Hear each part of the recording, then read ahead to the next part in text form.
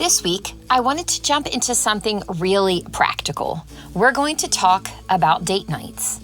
And instead of giving you foundational things to think about, I want this episode to be very practical for you and really helpful with having and creating date nights. If date nights is something that you struggle with right now, especially you young moms, because I know that this is something that was so hard for me back when I had young children. Hey, my name is Sarah Short, and I'm a busy mom of 5 kids, and after almost 2 decades of parenting, I'm here to share with you everything I've learned from my triumphs and successes and from my biggest mistakes. Think of me as the mom who's been where you are, remembers how hard, hilarious, and exhausting your days are, and wants to help you navigate your days as a mom with courage and intention, all while fostering amazing relationships with your kids and a home life you love.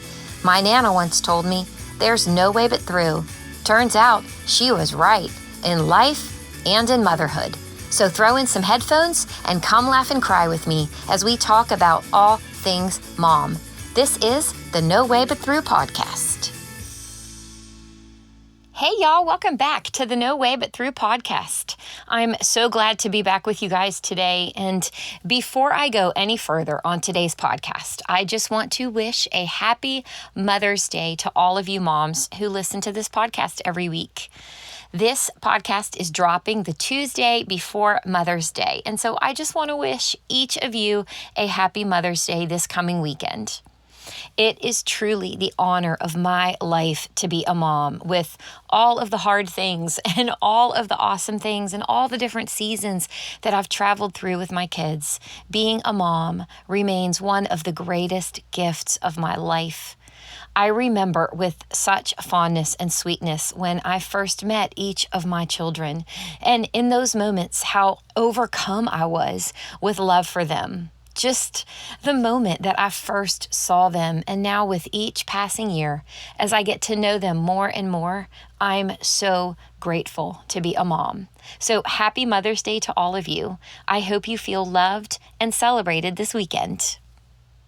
Another quick reminder is that your reviews that you leave for me over on Apple Podcasts can have such a great impact on the success of this podcast. When people see your reviews that you leave, just like with anything, they are more likely to listen and then be helped by this podcast too. So if you haven't left a review for me yet over on Apple Podcasts or on Spotify, and you've been loving this podcast these last 2 seasons, I would love it if you would head over there and leave a review.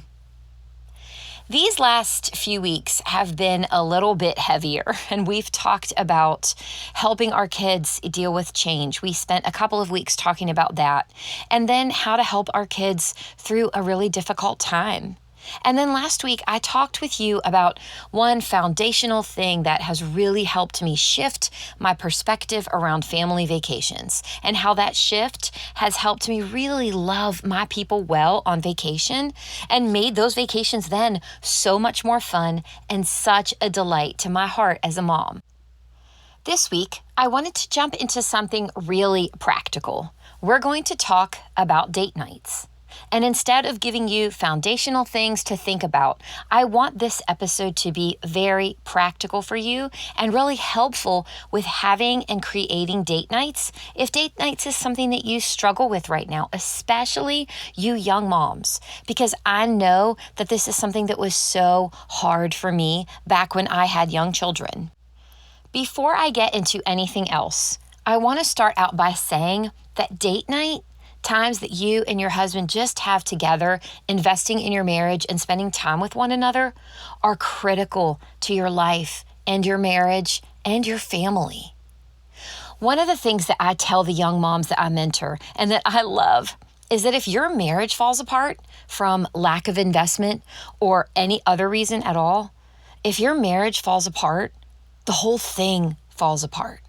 And what I mean by that is that if you push your marriage to the back burner and you don't invest in your marriage while you're building and growing your young family, and you are disconnected from your husband and you aren't spending intentional time together, then it can have long-term consequences for your marriage. Your marriage is very central and very important to your life as a family. What I want to specifically talk to you about today is how the investment that you make into spending time dating one another will have impact on the health and even potentially the longevity of your marriage. Y'all, we know this, right? So many conversations that I had as a young mom with my girlfriends standing around my kitchen island were about how to make date nights happen. Some of us had time, but no money. Some of us had money, but no time. Some of us had babysitters that we had access to, and some of us had no babysitters at all. Every single one of us had issues with date nights, and we would stand around and talk about different strategies and what to do to prioritize our marriages and what each of us did within our marriages to prioritize date nights. I've been parenting for 2 decades now, and only in the last several years have I been at a place where I could leave my kids home and Jason and I could go out. 13 of these last 20 years I've spent without being able to leave my kids home alone without a babysitter. And so we've had to figure it out for a lot of years. And just like it is for you guys, it was important for me that we have date nights, that we be able to go out to dinner or go to a movie or go bowling or go hit golf balls or go to a coffee shop or go out to breakfast, do something, anything together where we weren't also watching our kids or our kids weren't with us. So I know that this topic matters to you guys, and I know that it's important to you. And I don't have to sit here and convince you that date nights are important. So while I wanted to start with just a basic understanding that I know you want date nights, I know that it's hard to make them happen. And I know that there are a lot of challenges that can make it feel like it's just so hard to make something like this happen in your life. And what I want to do is to give you some really practical ideas that Jason and I have tried over the years, or ideas that friends have used to make date nights happen in their marriages. What might work for you might not work for one of your girlfriends. What might work for her might not work for you. That was my experience. Some of the things that I'm going to share with you today worked really well for our friends in their life, but we didn't employ them because they didn't work as well for us. So we didn't use all of these things. But that's why I wanted to take time to sit down and record this for you, because I think no matter what your situation is, no matter what obstacles you have to overcome in order to make date nights a priority in your marriage, I think you'll find something in here that'll be really helpful for you and your marriage as you try to prioritize having date nights together. Let me give you some backstory about the development of date nights in my marriage and in our life before I give you some of these very practical ways that you can help make date nights happen for you if it's not something you're doing regularly already. When I first became a mom, I lived in Baltimore, which is where most of Jason's family lived and some of my family lived as well. So when I first became a mom, we had grandparents that lived just up the road, and we had some really good and strong friendships in our life. So when I first became a mom, we had built-in babysitters. Jason's parents were so generous with us and so willing to help watch our Jack, our first baby, for us if we wanted to go out on a date night with friends, if we wanted to go out just the two of us. His younger sisters as well, they both still lived at home at the time, and they were so happy to come watch Jack as well. The whole first year that I was a mother, we had those regular babysitters available to us, and they were our family. I did not realize what we had until we moved to Michigan when Jack was 1. I've told you this before, but when we moved to Michigan, I did not know one single person in the entire state of Michigan. I did not have one friend in Grand Rapids where we were moving because we were moving for Jason's work, and I didn't know anybody. So we had Baltimore where we had family around and many different options for babysitting. And when we got to Michigan, I had a 1-year-old and I was pregnant with Max, my second son. And so in the very early days when we were settling in, I didn't really have that much time to think about date nights. We kind of just took Jack wherever we were going as we got settled into our new house. We moved in early November, and in mid-December, Jason was having his company Christmas party. I was, of course, invited to go. And I remember thinking, I don't have a single person in my life here that can watch my baby. I have a 1-year-old that needs to have a bath and go to bed, and somebody needs to stay with him if I'm going to go to this party. Like, how am I going to go to a party? One of Jason's coworkers had kids in middle to late elementary school. They also had some older adult kids. And he and his wife were going to the party, and her sister was going to watch her 2 younger kids. And Jason's coworker, recognizing that I had a baby, we both had a baby, and it wasn't going to be any way possible for me and Jason to go to this party, he talked to his sister-in-law and asked if it would be okay if we brought Jack over to their house, if she wouldn't mind watching Jack too. I remember driving to that party and it hitting me for the first time that if Jason and I were ever going to be able to spend time together or go out on dates, that I was going to have to leave Jack with people I just met. There were no grandparents in town. There were no doting and adoring aunts waiting to come over and wanting to watch Jack. And none of it, no babysitter that I was going to have in Michigan was going to be free. We lived in Michigan for 5 years, and I think I can count on both of my hands the number of date nights that we had in the years that we were there.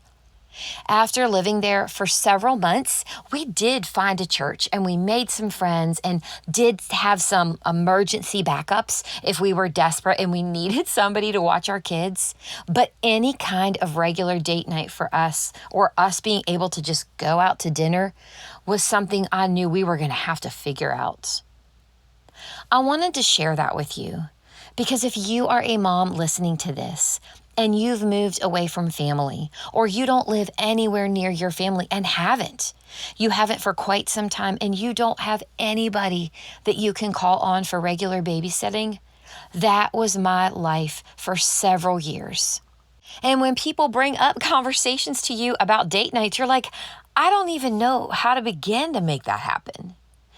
If you're in a season where you are really strapped for money and finances are really tight, I get it.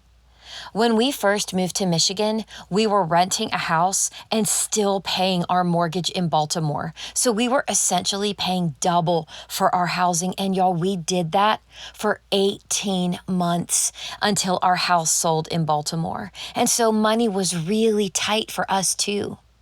Even if we had a babysitter that we trusted and that we could count on, we didn't have the money to pay for a babysitter regularly.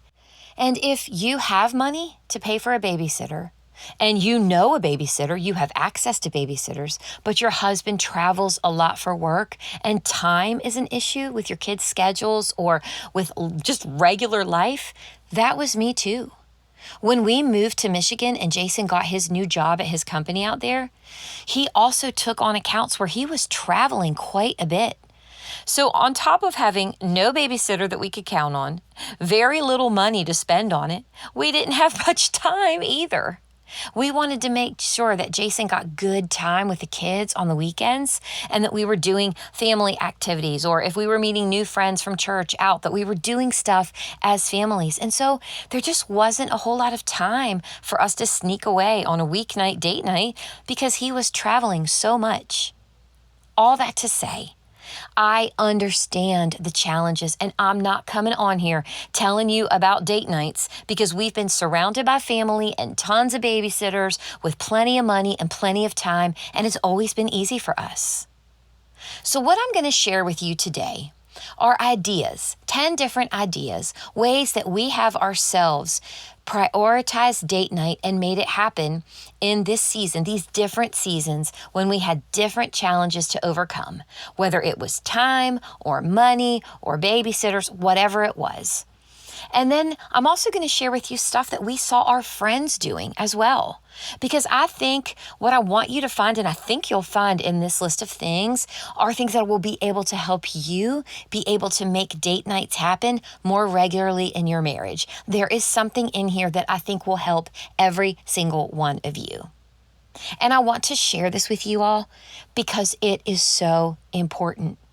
It does matter if you and your husband have time together to invest in your marriage where you're away from your kids.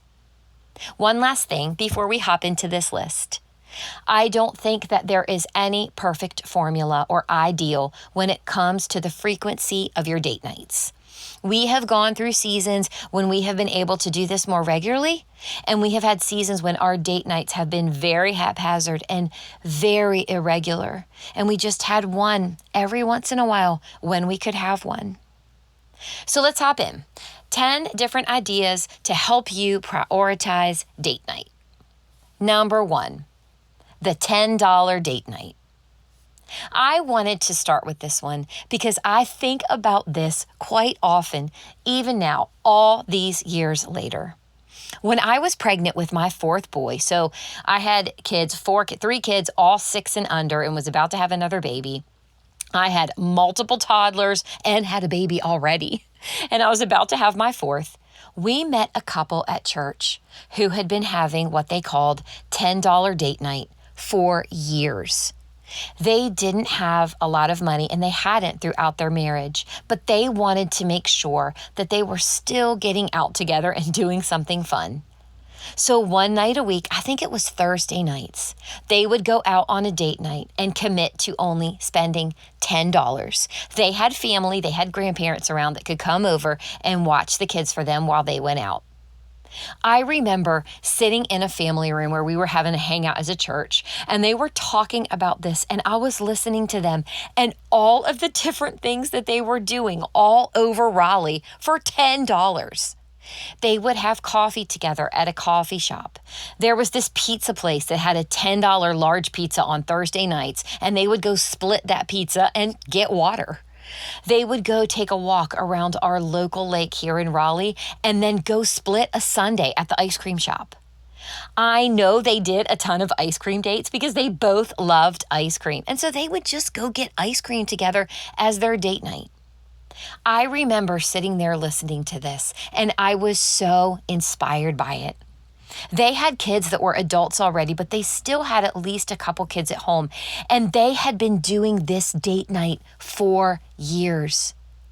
They didn't have a lot of money, but they had each other, and they wanted to prioritize that. Things are more expensive now, so let's go ahead and account for inflation and say you have $20 that you can spend on a date night. But what a fun way to just challenge yourselves to do something together and have parameters around it that fit within your budget. But to say to each other, the most important thing to us is that we're spending time together, not what we're actually eating or what we're actually doing, but let's figure out how to make this fun and do this together inside the parameter that we have. Like I said, all these years later, and I don't keep in touch with these people anymore. But just hearing them talk about this all those years ago really inspired both me and Jason to know that the important thing was to prioritize getting out together. We didn't have to go out to an expensive dinner to get a date night in. We could just go get ice cream. If money is tight and you want to make it fun and keep it lighthearted and take the pressure off, just consider putting a budget around it that you feel like you can afford, even something like $10, $20, and then getting out and doing something together. Number 2, friend swap. After my first couple of years in Michigan and we had begun making some friends, I had 3 little boys at that point, and I didn't really have any regular babysitters yet because I was new in town and I didn't know people, and most of the friends that we were getting to know, they had babies and toddlers too, just like we did. We had a couple that had 3 girls that were about my boys' ages, and they hadn't lived in Michigan long either, and we began to hang out as families. We both wanted date nights, but we couldn't figure out how to make it happen because neither of us had babysitters. It was then that we decided that even though it would be 6 kids under the age of 3, all together under one roof that we'd have to take care of, we decided that we'd swap babysitting nights. So they would go out and we would watch their 3 girls at our house. So all 6 kids would be at our house. And then a couple of weeks later, we would take our 3 boys over to them and they would watch all 6 kids so that we could go out and have a date night ourselves. It was never a late night or a 5-hour date, but it gave me and Jason a couple of hours to go out to dinner where we didn't have to pay for a babysitter, where we knew our kids were having fun and they were loved and cared for by our friends, and we knew that we were going to return the favor to them in a couple of weeks. We did this for the last 6 months or so that we lived in Michigan, and it was the first time in those 4.5 years there that we had a sort of regular date night.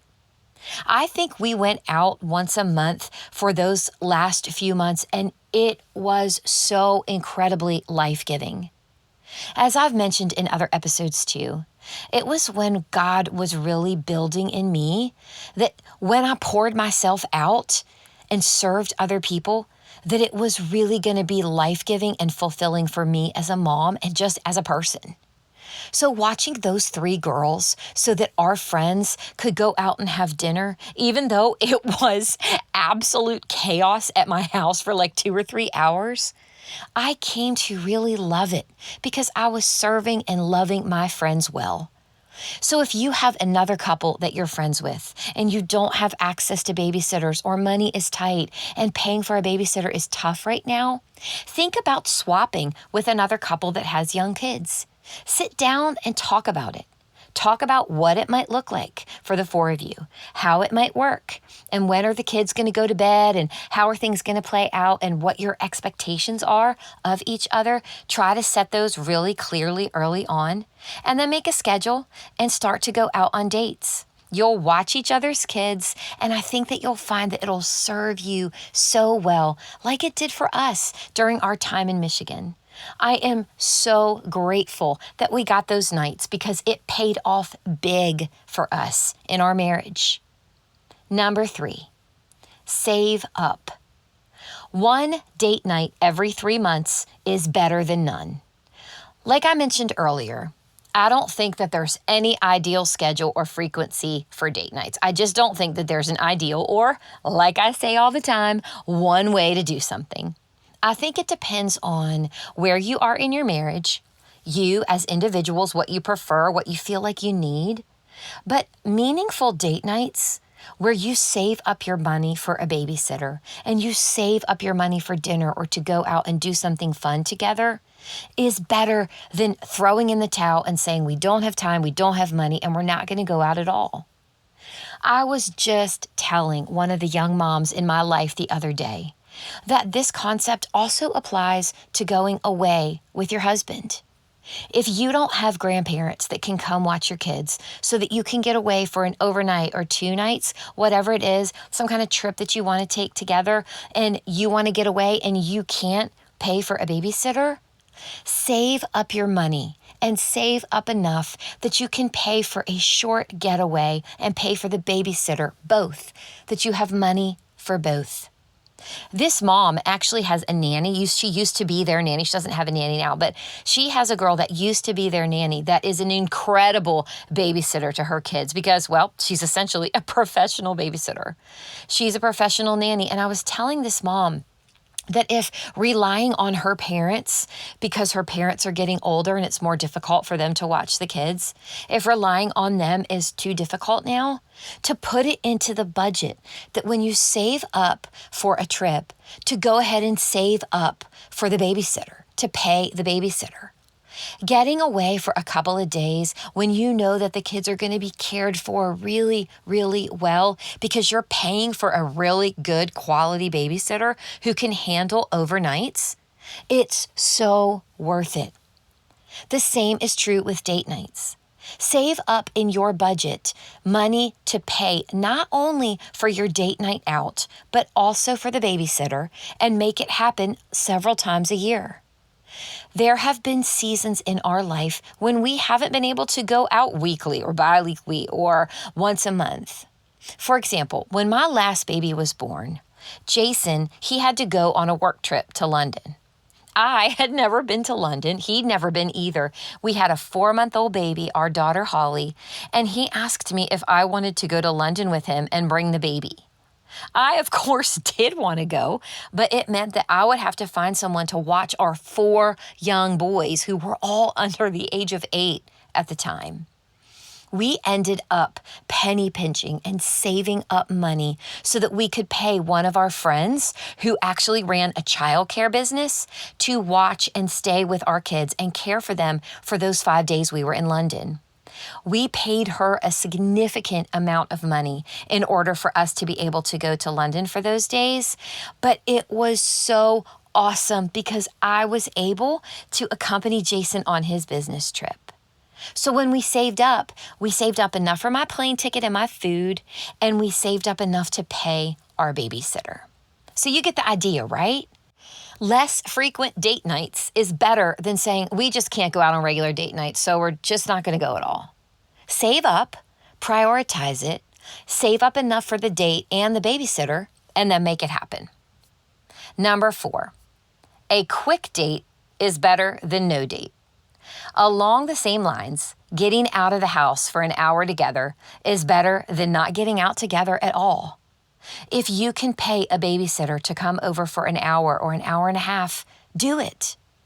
There have been times and seasons when Jason and I have gone down the street to Five Guys, which is one of our local burger places right down the street that we love to go to, and gotten a burger and fries and a soda and then come back home. And being gone for 45 minutes to an hour, if you have a friend that's willing to come sit with your kids for an hour during the day, or a neighbor who can just hop over for an hour and watch your kids so that you can go grab a burger and a milkshake, do it. Let me give you a quick tip about this and how this can pay off. When we wanted to test out leaving our kids alone for the first time when our oldest son was 12 or so, this is what we did.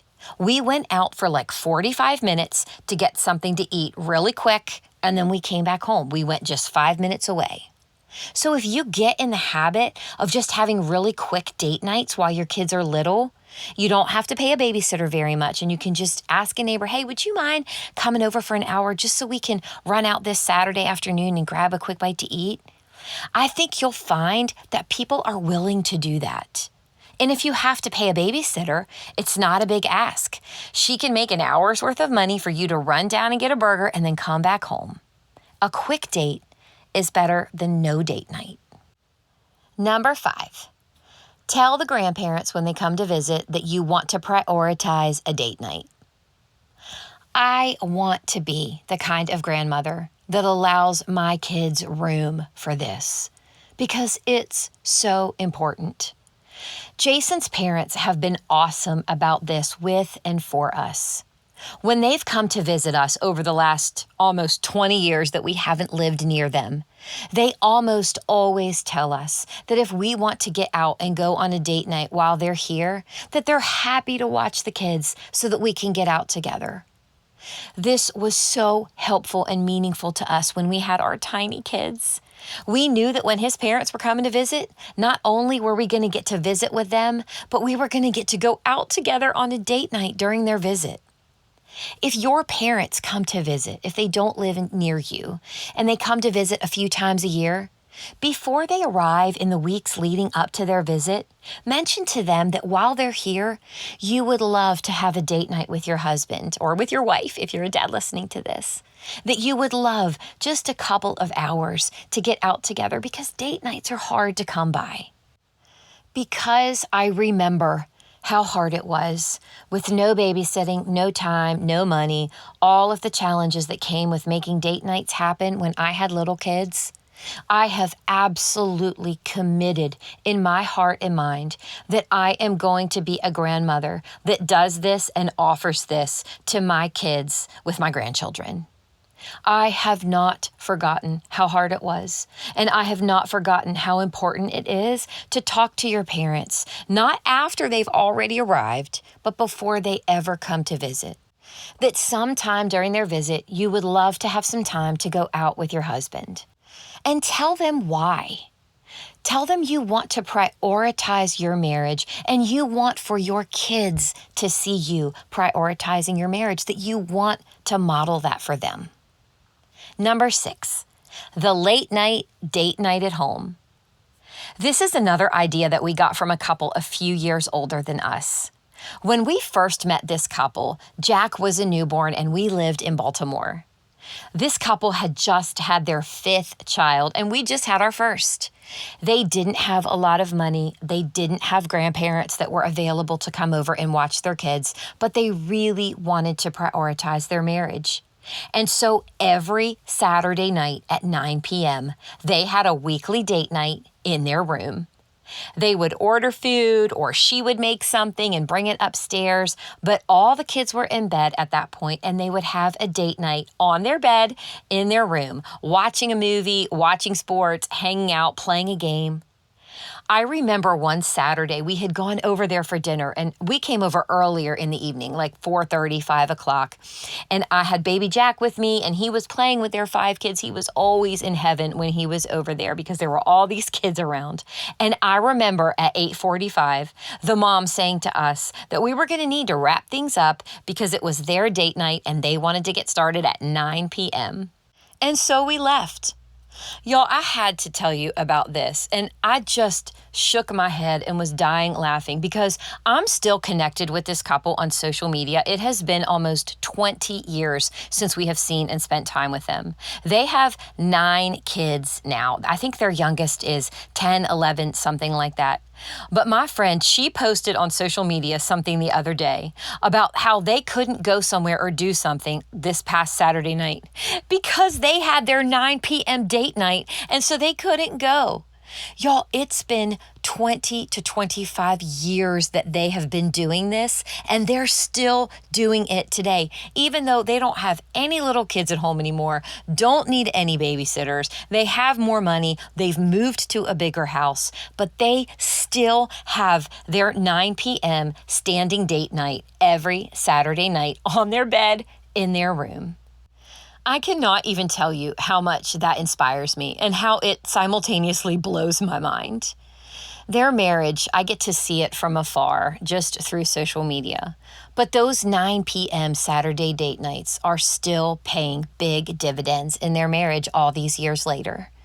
They have prioritized each other, and they have prioritized that weekly time together. Number 7. Have a younger girl come sit on the sofa while your kids are sleeping. One of the ways that we were able to make some date nights work when we were in Michigan and really didn't have babysitters was that we had a younger girl. I think she was a neighbor. She was 12 or 13. She would come over occasionally and sit on our sofa after our kids were already in bed. What that meant for me as a mom with little kids who was exhausted, living in sweatpants and had baby carrots in my hair, it meant that I was going to go out on a later date night. 7:30 or 8 o'clock is when we could go out. But it meant that I got a date night with my husband. We would never go far. We would go 5 or 10 minutes away and have dinner together. But we had a younger babysitter that didn't have to put the baby to bed and do bath time and do the whole bedtime routine. She literally came over and sat on our sofa and watched TV. We paid her, of course, but we didn't pay her as much as we would have paid an older teenager that could drive and would have done our whole bedtime routine. So it saved us a little bit of money. But it also meant that we weren't requiring as much of her. And we knew that if we had asked an older teenage girl or a college girl to come over to babysit, that even if she was just sitting on the sofa, that her time was worth more money. And that was whether she was putting the kids to bed and giving them dinner and doing all the whole bedroom routine. But we knew she deserved to be paid well. But a younger girl who didn't have many babysitting opportunities and was our neighbor and didn't have much experience, she was happy to come over and sit on the sofa with a cell phone and watch TV. And if there was an emergency, she could get in touch with us. If the kids woke up and they needed us, she could get us, and we were only 5 or 10 minutes away. This was such a great way that we were then able to have a few date nights when our pool of babysitters was really, really small and our money was tight. Number 8, the early day date. I'm around a lot of teenage girls these days because I have a lot of teenage boys. And these girls, they love to keep their weekend nights free. I mean, didn't we when we were in high school? So one of the things that I found when I needed good babysitters, because I had 5 kids, I needed someone to come and watch the kids so that Jason and I could get out on a date night or we could get out together and spend some time together. One of the things that I found is that teenage girls like to keep their weekends free. but they do like to babysit because they need to make money. So one of the things I found is that if we would do something during the day, we could find plenty of babysitters because these girls would be so happy to come watch our kids for 2, 3, 4 hours on a Saturday afternoon, because then they could still go out at night with their friends or on a date with their boyfriend or whatever. This then increased the pool of available babysitters for the stuff that we wanted to do. There were a lot of times when we had our young kids here in Raleigh that Jason and I would plan to do things during the day. We would go to a festival, or we'd go out to lunch, or we would go to the mall, or gosh, we would go walk around Lowe's and Home Depot and get plants or stuff for our outdoor furniture or our deck. We'd go to the grocery store because we could, because it was during the day and we had a babysitter at home watching the kids. The kids could play outside, and it really helped us when we started to think of date night not just as a night, but thinking of it as a date with each other, no matter what time it was, just as time together. 3 or 4 hours on a Saturday afternoon increased my pool of available babysitters because it was a win-win for everybody. We got to go out because it was during the day. The kids could play outside with the babysitter, get totally worn out, and then at night, she could go out with her friends or her boyfriend. She made money during the day, and then our exhausted kids would snuggle up with us for a family movie night at night with popcorn at home, and Jason and I would feel fully fulfilled from having a date together during the day. So I just want to encourage you that if you're having trouble finding babysitters for Friday and Saturday nights, to maybe save those babysitters for when you get invited to something like a party or an event that you need to go to at night, but just regular date times together to have a babysitter come on the weekend sometime during the day. Number 9, have friends over for a double date night after the kids go to bed. I saved this one for almost last because I think it's my favorite. I wish I had thought of this and done this earlier when my kids were much, much younger. Jason and I began to do this as our kids got a little bit older, but weren't able to yet be left at home alone. One of the things that we came to love to do was to have a couple come over after our kids went to bed, or most of our kids were in bed or heading to bed, and just have another couple come over and hang out with us. We'd make drinks, or we'd have a late dinner, or order in food, or sit out on our back deck or in our sunroom and just hang out with another couple and essentially have a date night at home, a double date night at home while our kids were sleeping. Maybe this other couple had grandparents that could come watch their kids, or they could leave their kids at home alone because their kids are older, but we didn't have to pay for a babysitter. We got to hang out with friends and laugh and play games or watch something, sports on TV, something like that, or just sit around and talk and laugh and eat and spend time together. But it took away the headache and the obstacle of needing to find a babysitter. Gosh, I wish we had done this earlier in our marriage because it would have given us a lot more date nights together and a lot more fun with other couples. I've told you in earlier episodes of this podcast back in season 1 that when I began to open my doors to my home, which I hadn't done for a lot of years, when I began to open the doors to my home and let people in, it changed my life. And this is one of the ways that my life changed. We began to open our doors to friends and to other couples to come over and hang out with us while our kids were sleeping. And we have had some of the most hilarious game nights, made some of the best drinks, and gotten to know some of the best people and had so much fun with other couples without having to pay for a babysitter, without having to get dressed up and go out and go to dinner and the whole deal that comes along with that. Just inviting another couple over to spend time with us. It's been life-giving for our marriage and for our friendships and for us as individual people. So invite another couple over while you order DoorDash or Grubhub or Uber Eats and you have great food and spend time together, playing games, getting to know each other, laughing. Y'all, I promise you will find it to be so life-giving for both of you. And lastly, number 10. You survive it. It gets better. It's only a season. This season that you're in, you young moms of needing babysitters and having to pay people to come in and watch your kids every time you want to go out somewhere together, it isn't going to last forever. Your kids are going to get older. And while it might feel so far out of reach right now, the day is coming when your oldest kid is going to be able to be your babysitter. And then your second kid will be able to help out and be your babysitter too.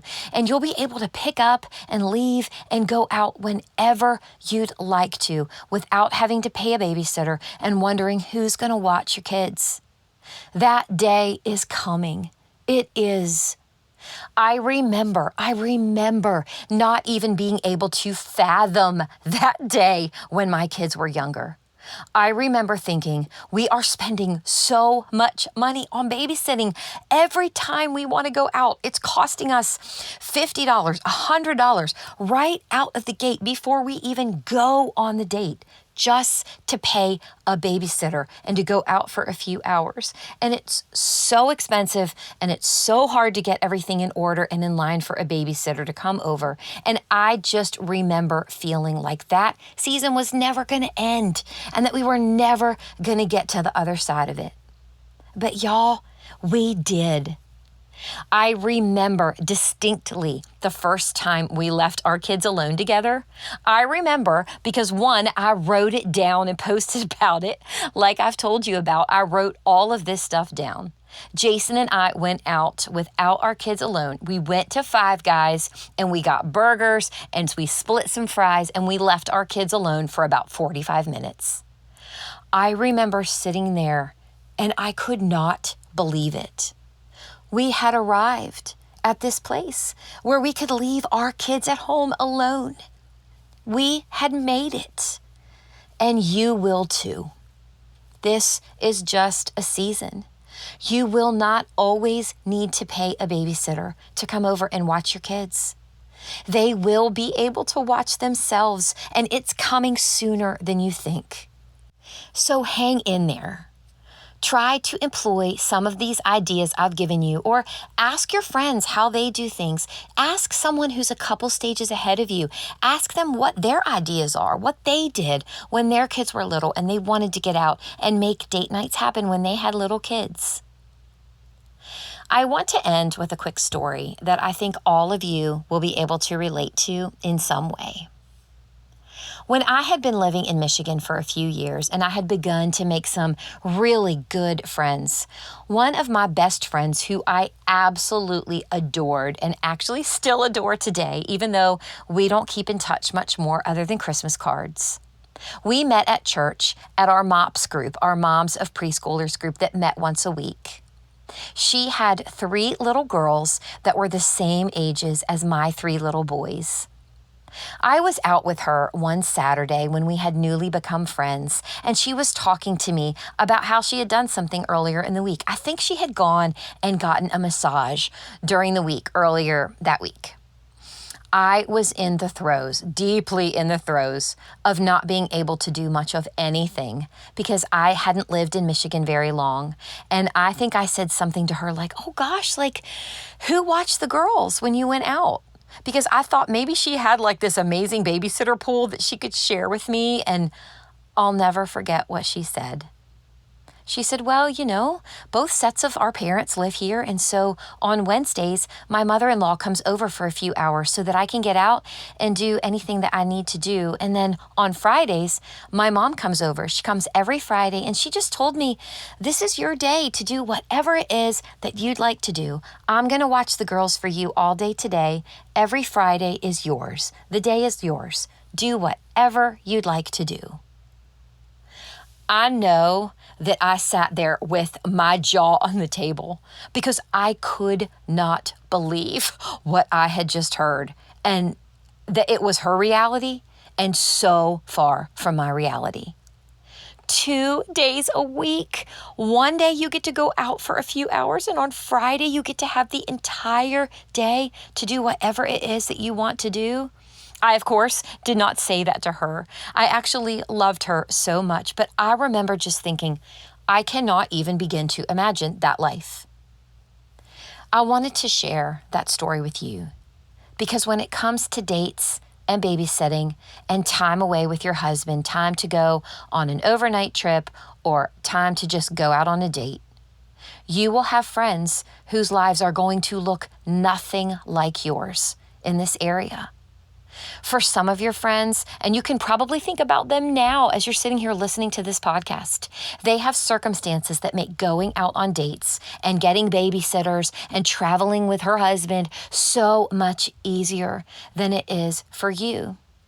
Maybe it's grandparents that live in town. Maybe it's a husband that's willing to give her a few hours every Saturday so that she can go out on Saturdays and do whatever it is she wants to do.